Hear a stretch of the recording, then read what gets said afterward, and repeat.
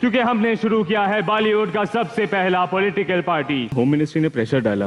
चल कोई नहीं। ইন্ডাস্ট্রিতে প্রায় একই সময়ে ক্যারিয়ার শুরু করেন ইমরান খান ও রণবীর কাপুর। রণবীর এই মুহূর্তে তার ক্যারিয়ারের মধ্য গগনে, একের পর এক হিট সিনেমা দিয়ে যাচ্ছেন তিনি। অন্যদিকে কয়েকটি সিনেমায় অভিনয় করেই হারিয়ে যান ইমরান খান। বরাবরই তাদের নিয়ে তুলনা হয়ে এসেছে। একটা পর্যায়ে রণবীর ও ইমরানকে পরস্পরের প্রতিদ্বন্দ্বী হিসেবেও ধরা হতে থাকে।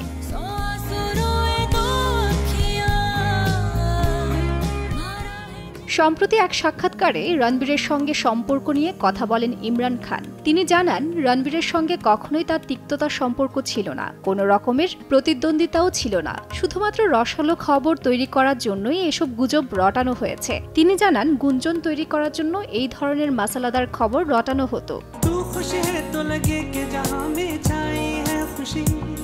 যখনই কোনো ভুল খবর রটানো হতো তাদের সম্পর্ক নিয়ে, পরস্পরকে ফোন করতেন তারা।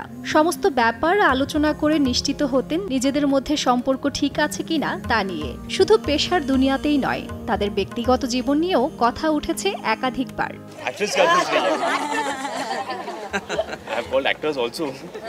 ইমরানের প্রাক্তন স্ত্রী অবন্তিকা মালিকের সঙ্গে একসময় সম্পর্কে ছিলেন রণবীর কাপুর।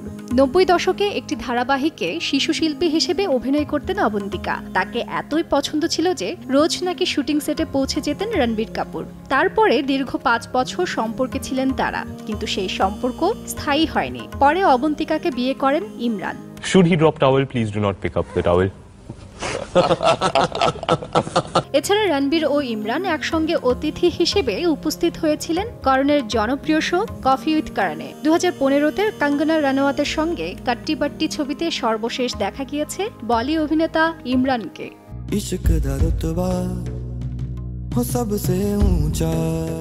তাজরিন রিকা, সময় সংবাদ, ঢাকা।